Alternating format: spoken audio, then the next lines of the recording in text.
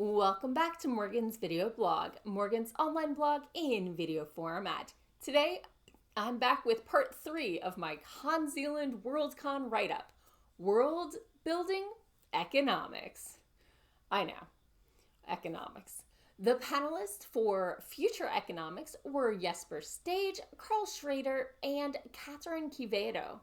While panel descriptions are always an idea of what the panel might be and not a promise of what it will contain, they're always a lovely teaser. So for Future Economics, the description was as follows. Will we ever fully disentangle from the physical? Blockchains, cryptocurrency, differently organic sentience? Will economic concepts of supply, demand, money, and resources hold up in the future, evolve, or be something entirely different? And what might they look like?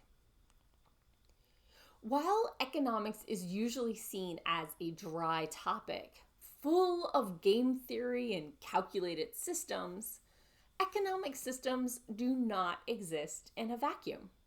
And thus, here are 5 things to consider when designing future economic systems in your world building. First and foremost, remember when looking at the model that you must consider the humanity of the situation if you want both more nuanced and more accurate predictions. Secondly, do remember that most of the labor in this world is not actually done for money. Most of the labor in our world today is caretaking, and it's done by women who care about people in their families, the young, the old, the injured, and everyone in between.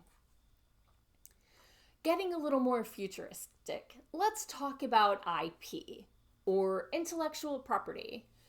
When IP is owned by a corporation, we know it's secure. But what about the people who create that IP for the corporation? For example, computer translation is getting better by analyzing translated works. What about the people who are doing these translations that the computer is analyzing? Where is their compensation? And just as a side note, if, as in the US, corporations are considered legally people, does that somehow make them immortal beings? Food for thought. So thinking of IP, let's go to the next step, which is where do the arts get their funding? In this day and age, many get their funding through Patreon and other similar entities, and projects get their funding through popularity. Popularity of the concept, the idea, but almost more importantly, popularity of its creator and the people, how many followers they have. And thus, this leads to the only the only ones making a living kickstarting successfully are the ones who have kickstarted and made a living. And so success begets success, and everyone else just kind of languishes.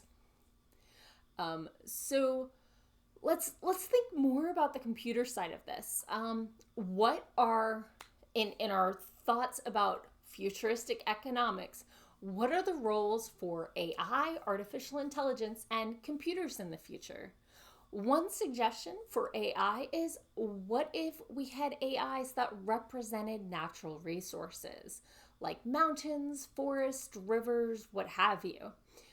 And what if they were programmed to act in that resource's best interest? Food for thought.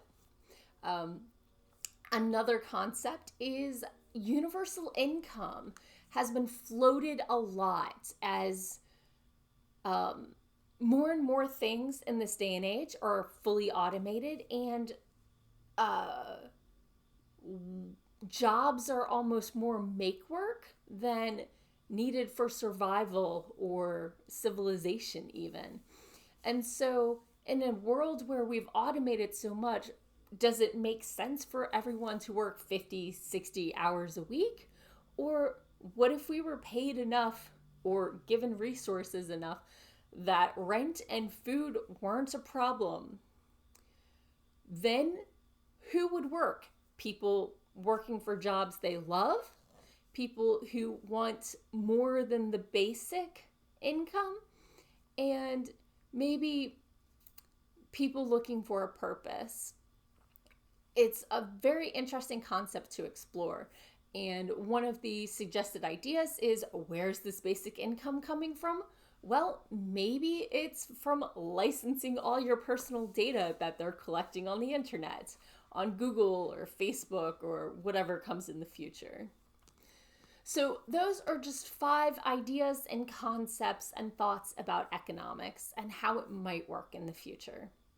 While a world fantastic doesn't have to be built on the economic principles that we live with today, exploring the alternatives and finding our way to the extrapolations of what that means for humanity can help create a world of nuance with a core of almost truth holding it together. When it feels realistic, when you can see how they got there, it makes the whole world gel better.